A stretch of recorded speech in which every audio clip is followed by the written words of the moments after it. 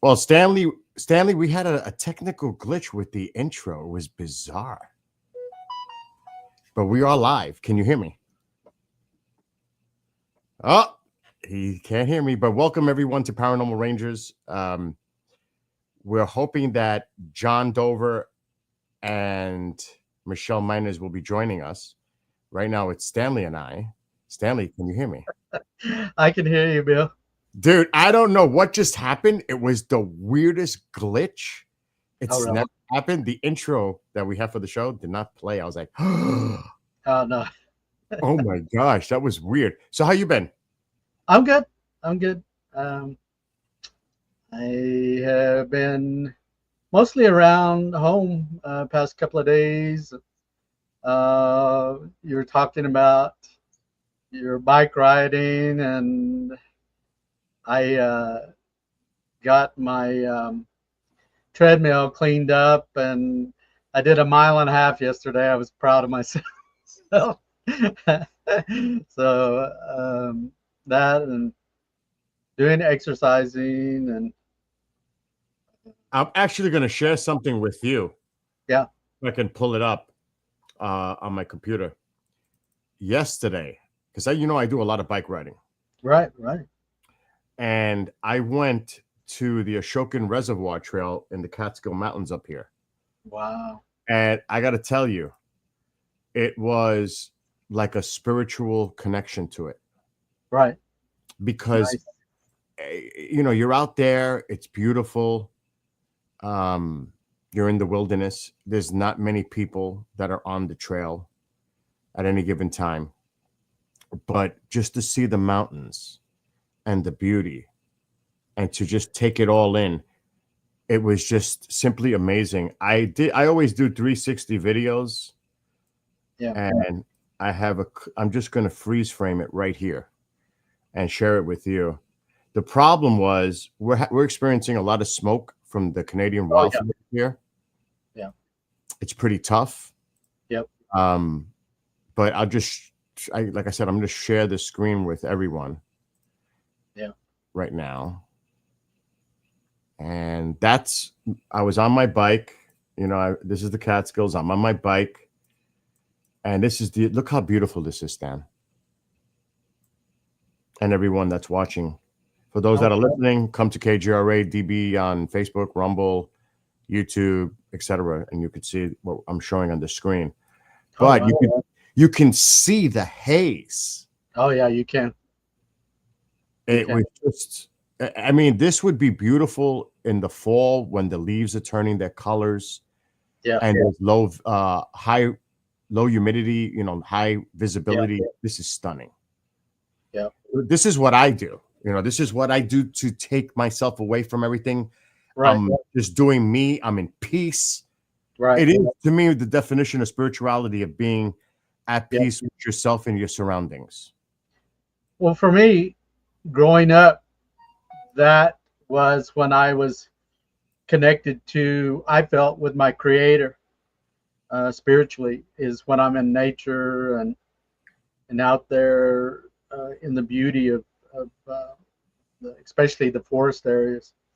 John and I and Michelle recently, a while back, went to Toronto, Canada, and on that visit up there with the Ojibwe uh, First Nations, we were where we were staying. Our accommodations one time was in a yurt that was out near a river, and so we were right within about 15 feet of the river, and all the nature's there, geese and birds, and we even did a couple of Bigfoot, uh, I guess, investigations, but where you go out in the nature at night and observe, and it was really wonderful. It was really that connection to nature is really wonderful. So That's the I, key. That's yeah, the key where you just said the connection to nature. yeah, Because if you let your senses go, right, you just absorb everything around you. I yeah, mean, whether it's scent, sight, hearing, I mean, all of it. because when I'm riding the bike, for example, like here, I smell the pine. Yep. I hear all the stuff going on around me, like by the lake, the water running or a stream running. Right. It's just so peaceful, tranquil, relaxing. Well, in our day-to-day lives with meetings and things that we're doing, the people that we're in contact with can be, um, one of two ends of a spectrum. You can meet people that are enlightening and very positive and just full of love, and it's wonderful to be around those people. And then on the opposite end, you can be in contact with people who are very negative and really have what's referred to as a toxic personality. And you really have to be careful about being around and putting yourself around those kind of individuals, because uh, just like you said, in you doing your reset by being out there on the bike, if you don't do that often, that negative energy can accumulate and can end up where, excuse me, it can affect your emotional health, and it can affect negatively how you feel. You can get sick from it, and so you often have to reset, whether it's like what you do or meditation. I know others that do yoga and things like that to clear that energy and anxieties and negative energies. So we all have to really do that, and it's very important that we do that. We as human beings have to think about those kind of things in our daily life in order to function normally with a clear mind, where we can make really uh, good educated decisions, being safe, driving to and from places to the grocery store or whatever. In order to do that, you have to have a clear mind.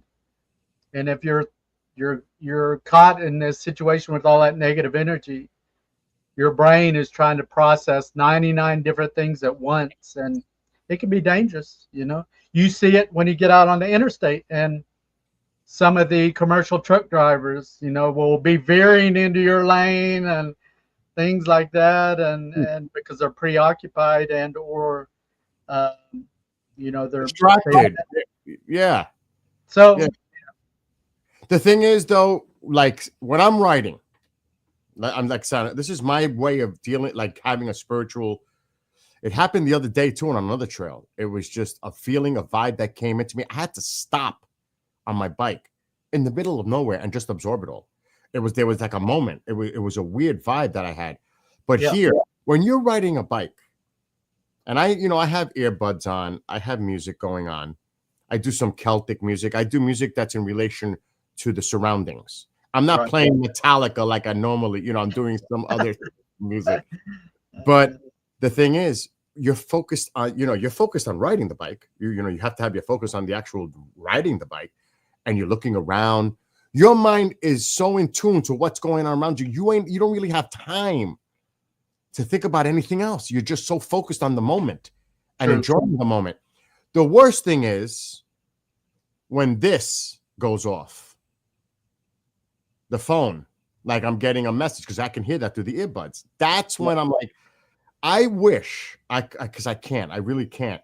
I wish I can just go get rid of everything that's material, technology, and just go and just do me for a few days and get away from everything, to have that peace and make that connection back into my surroundings. But that's a temporary fix. It does work, but then it's like, now I got to drive home and go back to all the nonsense. right. Well, I do think if it's possible, we all need to do that disconnect. At times, I'll leave this cell phone behind.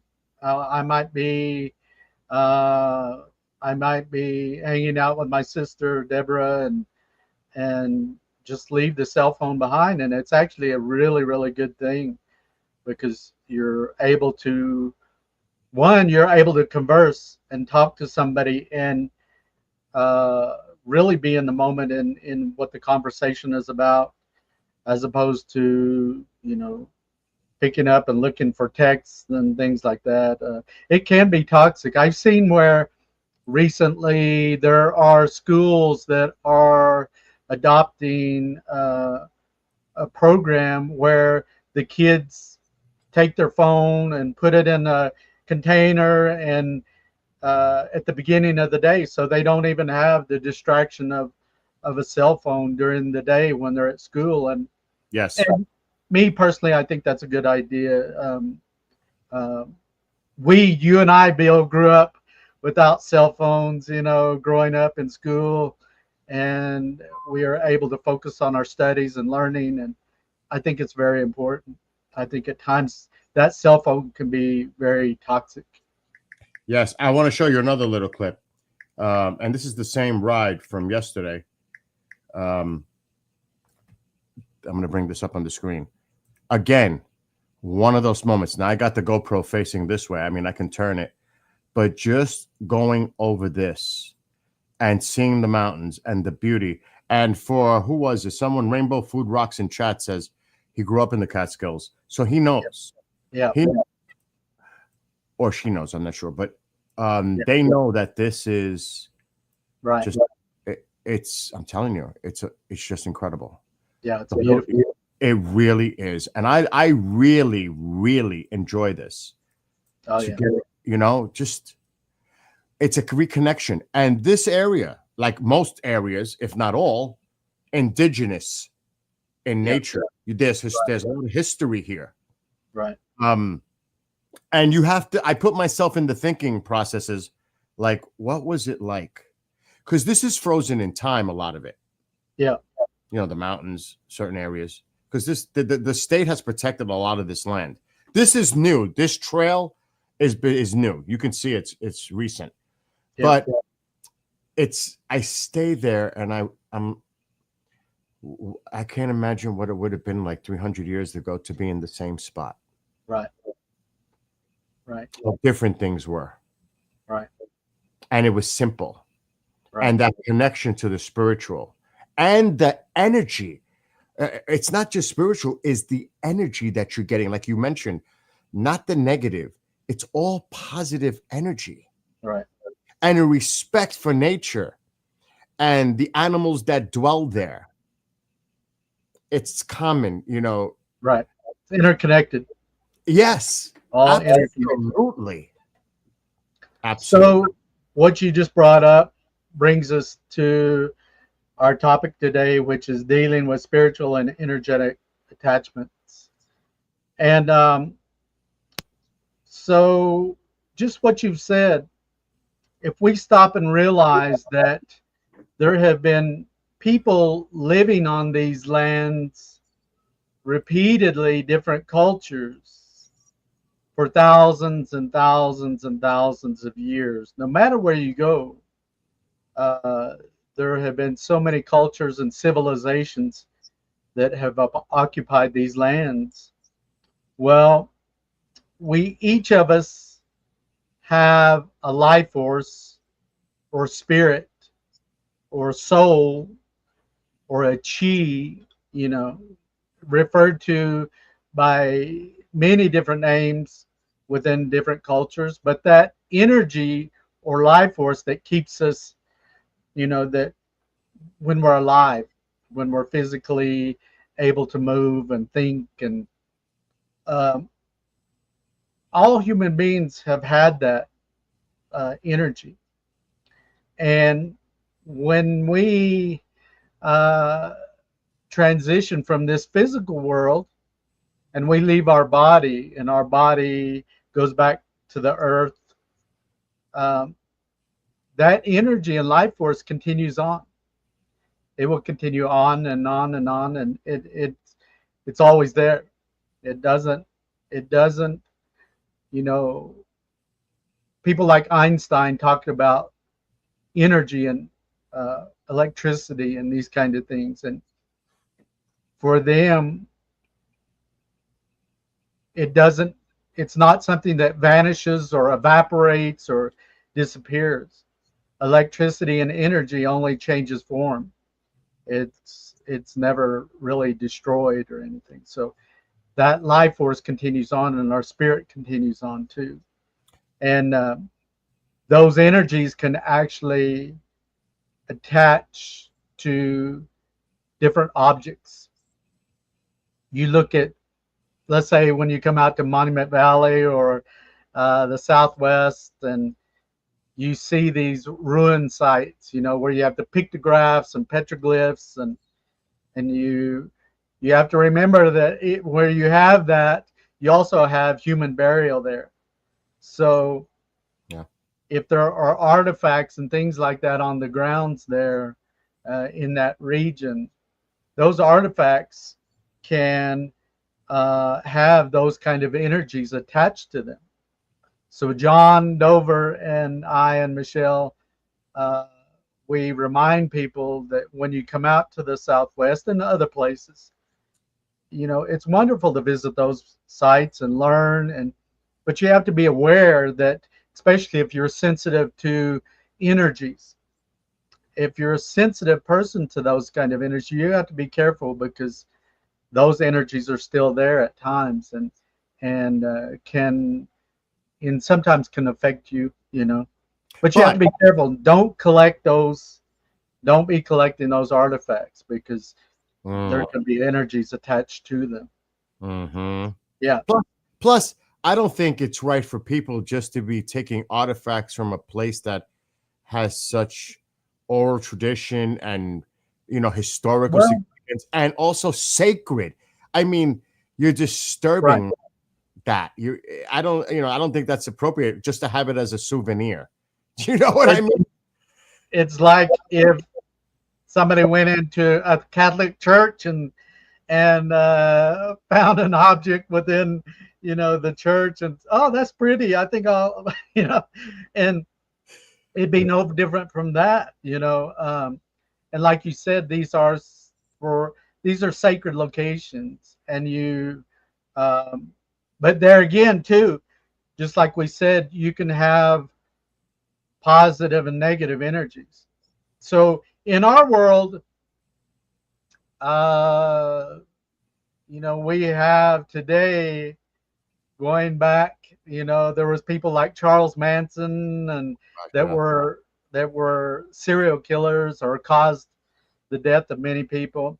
Well, in the past, in those cultures, you may have had a person that was negative and evil, as Yes. you might say, that um, was a bad person.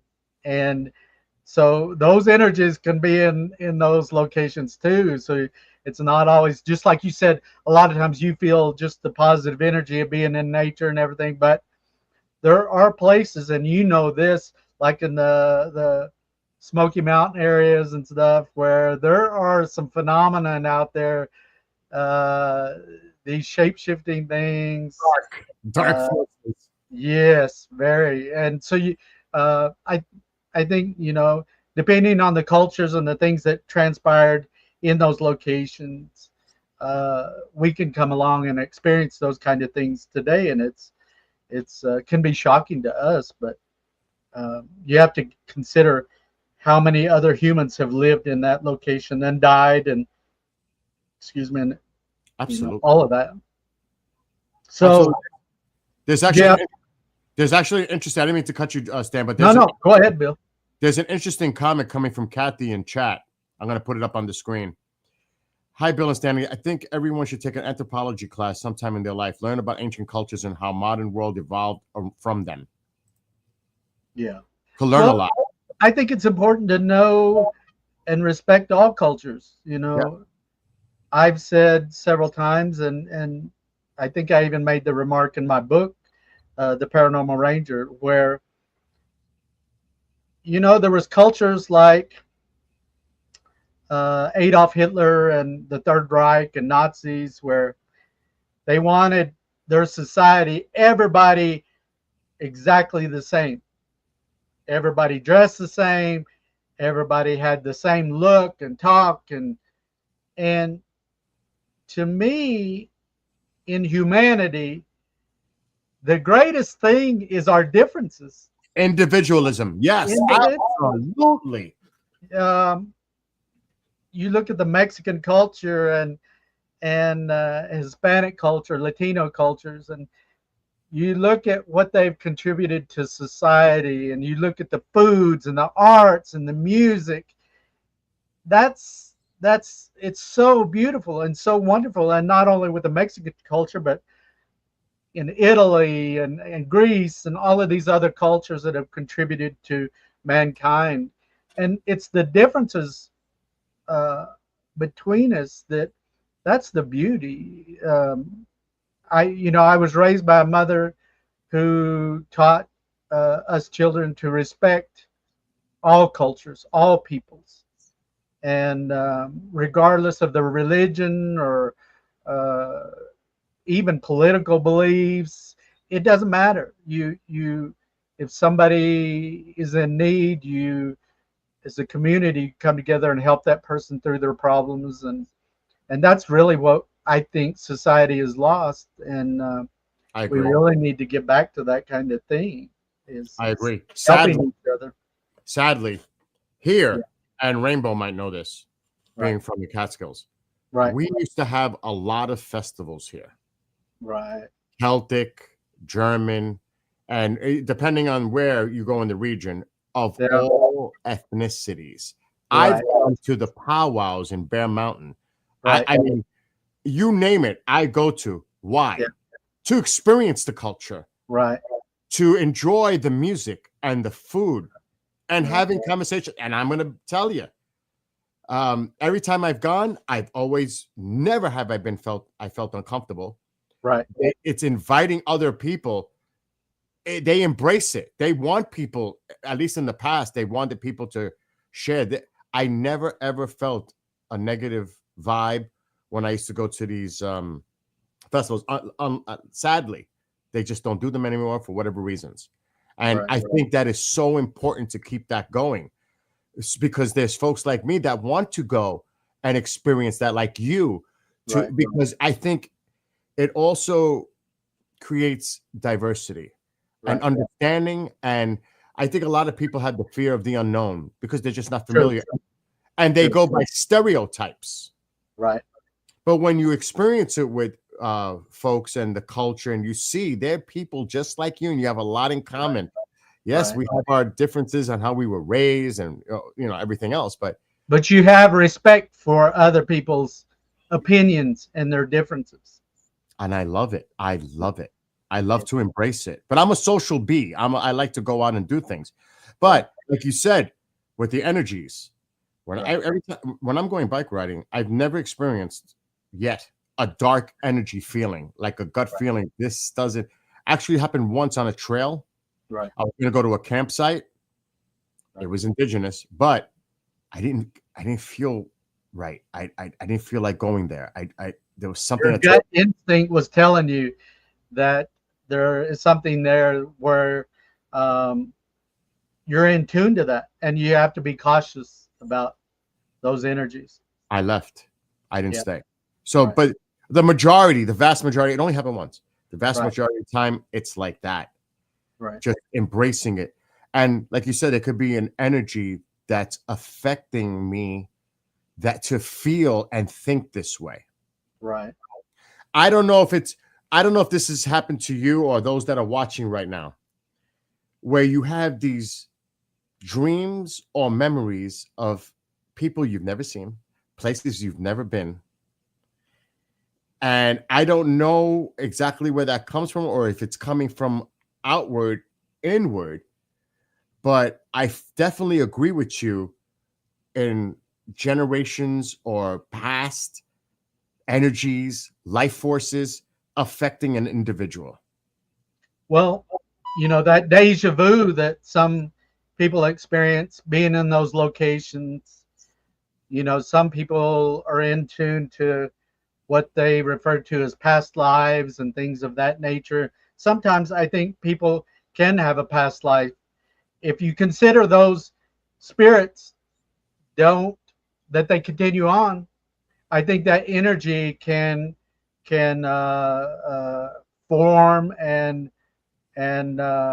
we end up with energies and memories of places that physically we've never gone to in our lifetime, but we make that connection. So there's so much to learn and to try to understand with these kind of things. And but I think one thing I want to get at is that, so I'm one of these people. I like to go to uh, swap meets and thrift markets, thrift stores, and Mom flea does. markets. Yeah, mom I like does. to go to those places and see things and look at things, and uh, even like in the local Goodwills and things like that, you see things that other people have once owned, Yes. Yeah. uh, and and something that maybe was treasured by an individual in their lifetime. And so there can be a lot of energy. Let's say a vase, for example, a vase that a person Cool. purchases, and because of its beauty and that attraction to that particular object. Uh, but you have to realize that someone once owned that. Someone once um, looked at that and held it in high regard. Excuse me, and there can be an energy or an attachment to that, and so I think it's very important to, if at all possible, with those kind of things, you know, you and I know, Bill, that are familiar with smudging, Oh or yeah. the term where people cedar or sage or Sage. use wheatgrass, even incense and things to clear those objects of those. If it has an energy to it, clearing that energy from that, so that you can possess that and have it in your home without any issues or anything like that. And I think it's important to consider those kind of things. We, most women and even men uh, will go into a department store, and they'll see a jacket or a blouse maybe, and they'll try it on, and uh,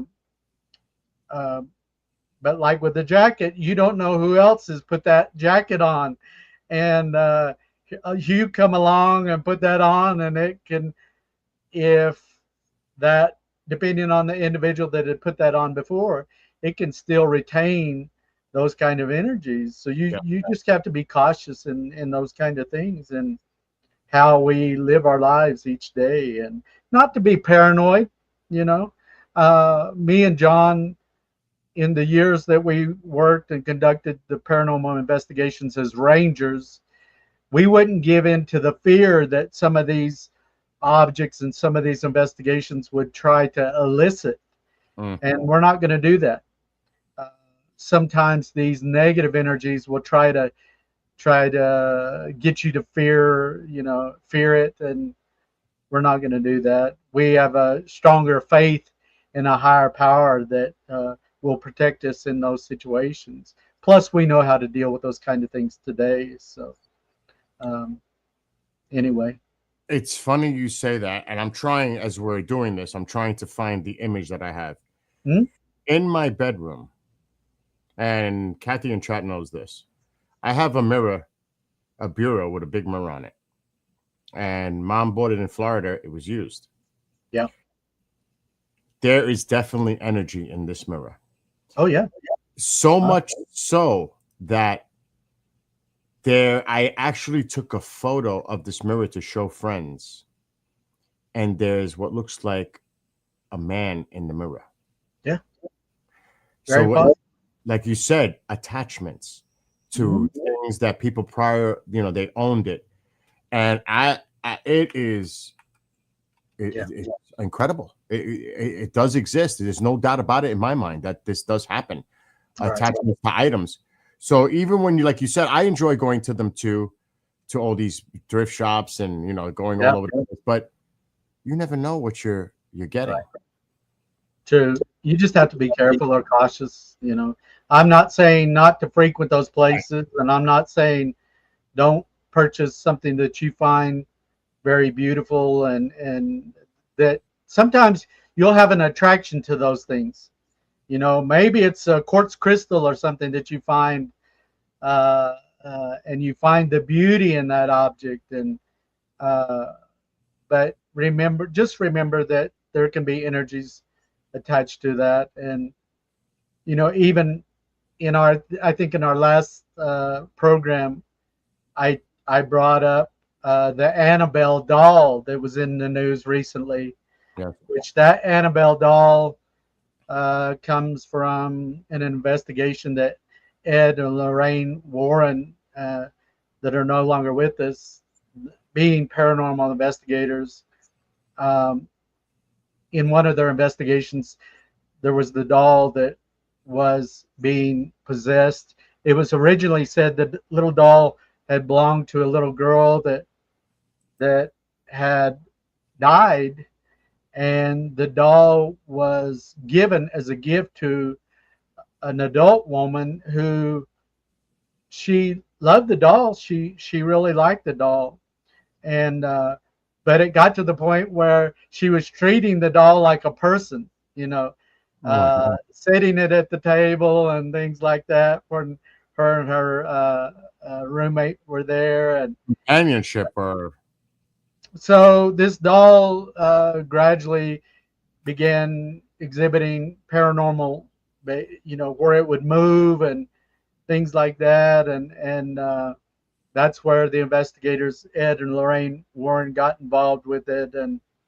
and it was determined that at that time that the doll was possessed with some type of demonic entity, and hmm. uh, and but it was passed to other people throughout the years, and I know that uh, the guy Zach Bagans that has uh, uh, the TV show uh, Ghost Adventures, I think it is, and uh, he has a museum with all kinds of paranormal phenomenon in there, things from the Charles Manson murders and other serial killers, and in Yeah, that he has a lot of items. Yes, I know who you're talking about. yeah. Yes. So that doll was even in there, but even Zach, according to what I've read, had some very negative experiences that I think were later attributed to that doll. But there was an individual recently that was the caretaker for that doll, and he was only in his 50s and he passed away. They were on a tour back east, touring with this doll, and I guess talking about paranormal and doing lectures. But he passed away suddenly, and he was a young guy, and many were attributing that doll to possibly playing a role in him dying, and because it was said that doll has a very very negative strong attachment to it, or possession, to that level where it's possessed with something. So But there's extremes, what about? And I think I found the photo, by the way, to share with everyone. I'm Yeah. hoping. Yeah, I found it. Now, again, pareidolia is a factor. Always you have to Oh consider yeah, pareidolia, what you as an see. investigator, you have to be aware of that, Yeah, you might see something that others just don't see. right? And I'm going to share this image for everyone to see, and you can reach your own conclusions. But I took this picture in my room, and I just showed the mirror part. There's a bigger picture, but this is the mirror. This Yeah. is highlighting what's in the mirror. And I've never shown this to you, Stan, but I'm going to show it to you now. Okay. Do you see anything in that mirror?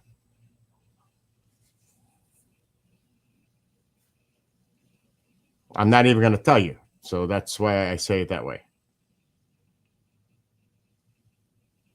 It's See, still loading on my part. I Oh, don't it's know. loading. Okay. Yeah. Tell me when you can see it. Oh yeah. Loading.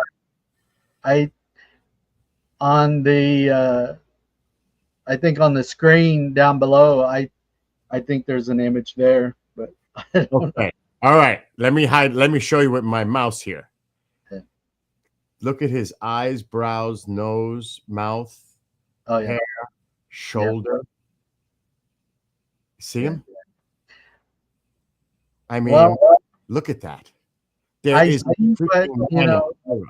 uh, in our mind's eye what we imagine, and there Pareidolia. sometimes, I have to take that into yeah, effect. pareidolia, matrixing, sometimes those things come into play, but other times uh, there are uh, artifacts within photographs that aren't due to sun flares and other, you know, Excuse me. explainable, normal, or natural occurring phenomenon. And sometimes it happens.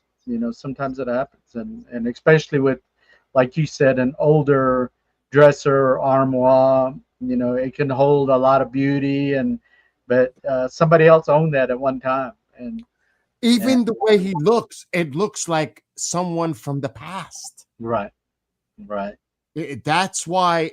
I mean, I'm not saying it is. All I'm saying, it definitely has purpose. And I've had people investigate this house because I have activity that goes on in this house. right, And they said, get rid of that mirror. The mirror is still in my room. right, But I've also had incredible, vivid, lucid dreams with a lot of sleep paralysis in that room. right, I don't right, sleep that much. I don't. yeah, Because of that. right, But I want to ask you about something regarding energy and the sure. collection of energy, because I have them around the house. Dream catchers. What about a dream catcher? Well, um, it in native culture, those items are there, uh, and a lot of times it has an item like that has roots going back maybe hundreds and hundreds of years in what it was originally used for. But today, the thought is that a dream catcher can be placed in one's sleeping quarters or bedroom, and Here, it here. will it will attract uh, in simply in its design. It looks like that of a woven spider web, and that it would catch negative Keep energy. going. I want to see if I have mine right there to show everybody. Keep going, Sam. Yeah, so it's designed in that way, and uh, but there again, with something like that, I think that whether it's that or smudging or clearing objects of their negative energies, that the biggest part of that is the intent that you put into that. When we pray, it's the intent that we put into those prayers. If we're just going through the motion, and even with smudging and things of that, it's not going to have the effect that you intend. Hmm.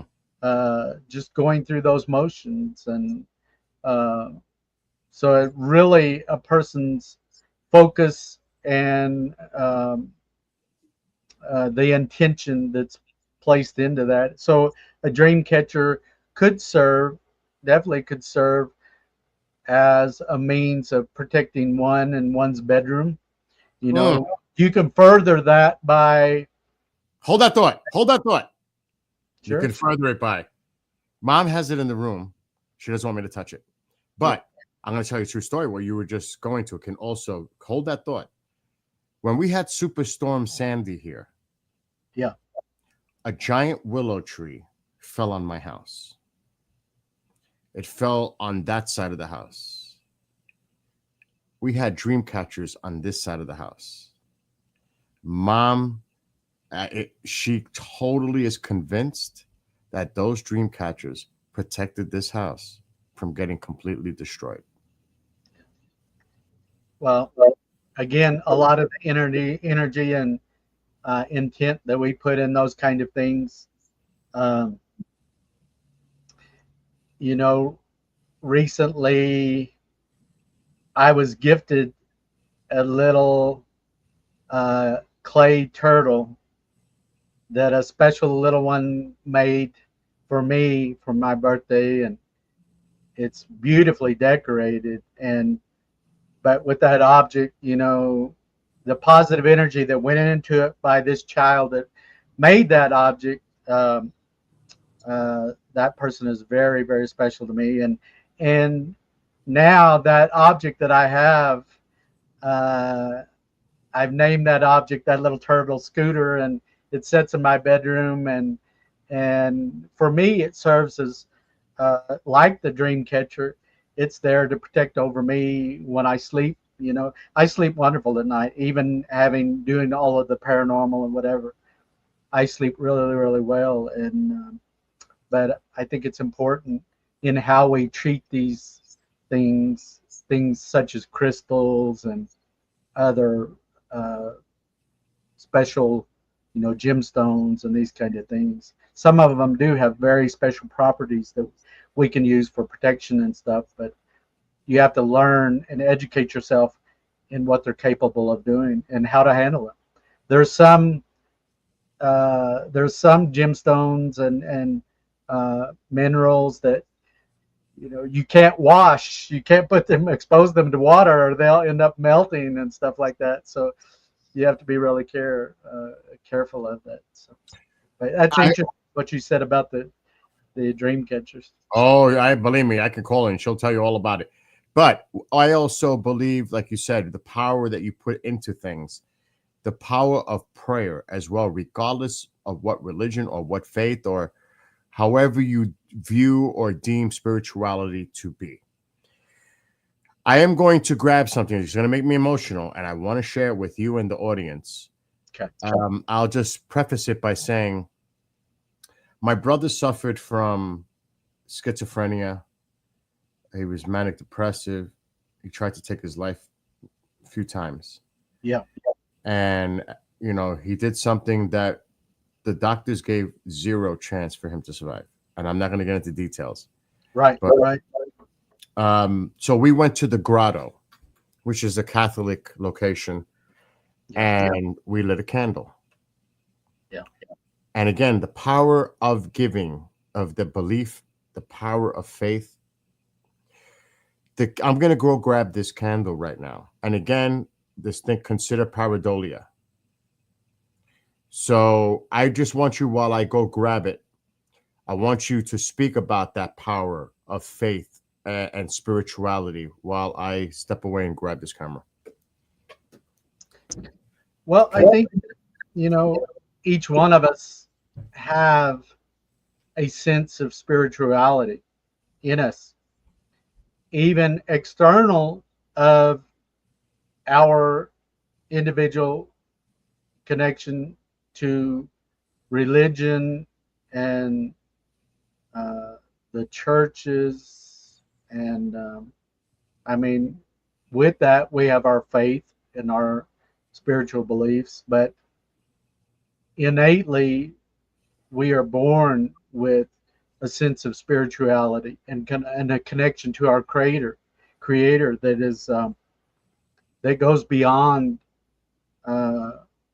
man's religions and churches, and we're all born with that. And even like I said before, even as a child, I had a strong connection to my creator. Where I grew up in Oklahoma, in the northeast Oklahoma, it was heavily forested, and at times as a kid, sometimes I'd disappear into the woods and even be out there after dark, and there was no sense of fear or uh, being out there, because I always felt that the Creator was always with me wherever I went. And so I had this. And I think we're all born with that um, sense of spirituality and a sense of where we fit within our physical world, within our family, within our community, and even within the universe.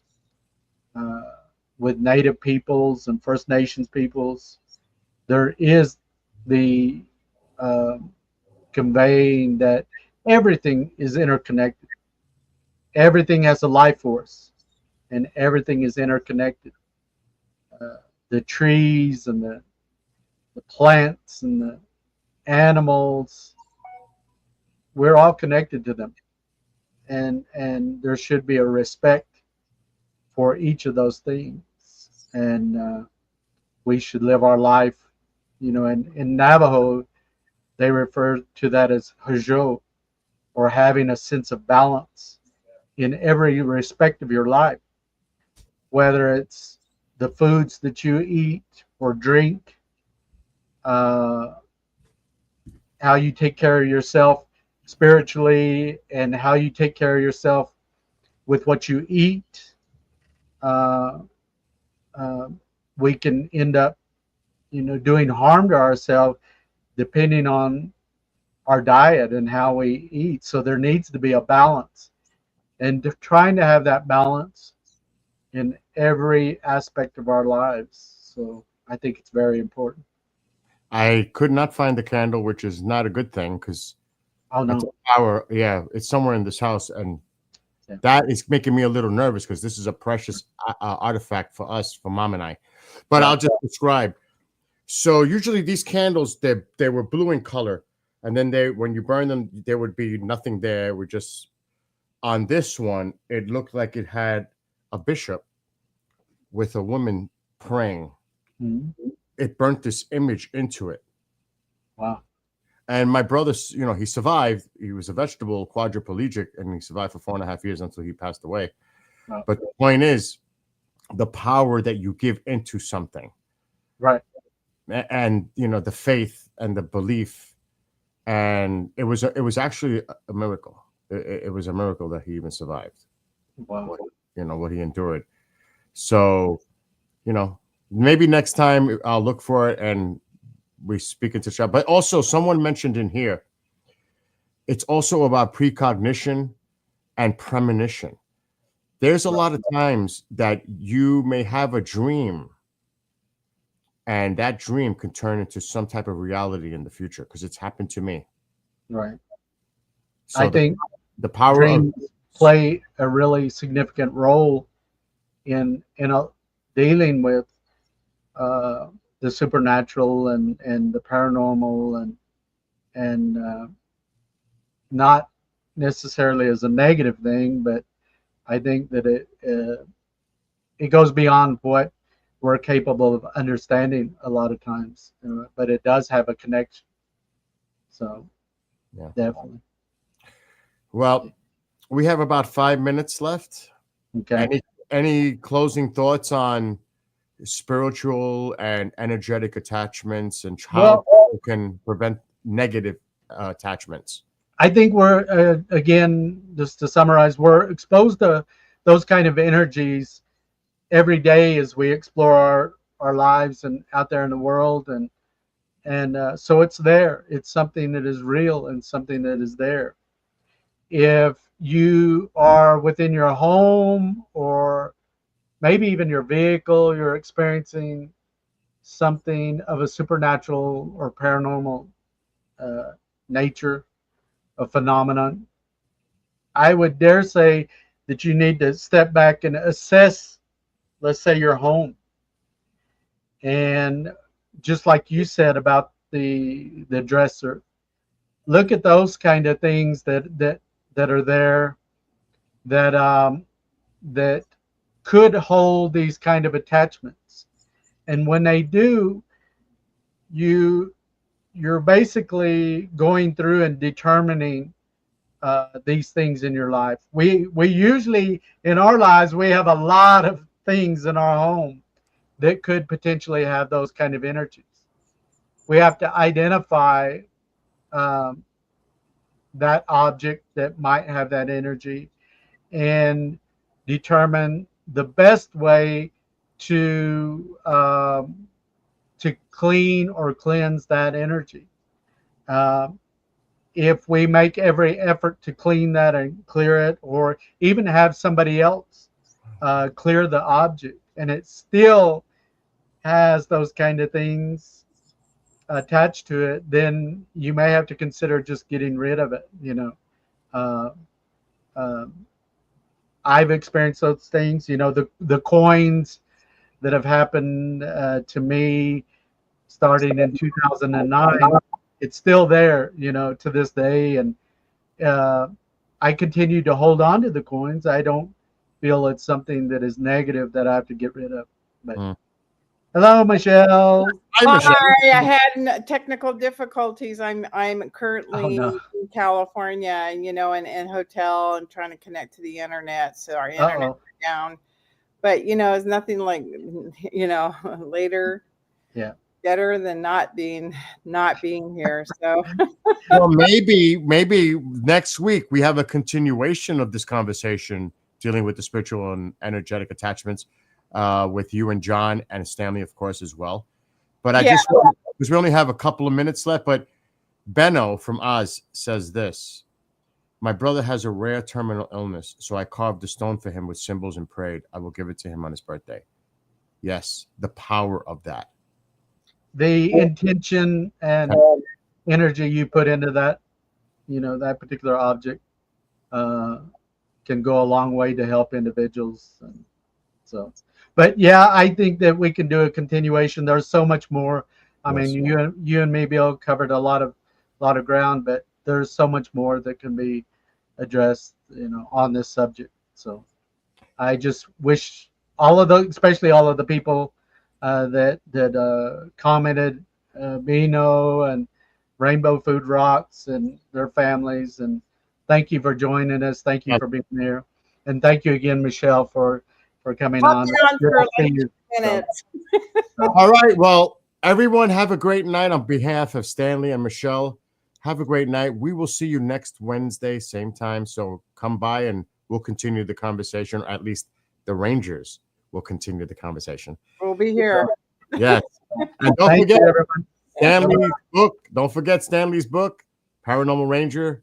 It's available out there, and soon it will be available paperback coming out October 1st. Yeah. Thank you. All right, everyone. Have a great night. Till next week. You all have a great rest of your evening. Good night.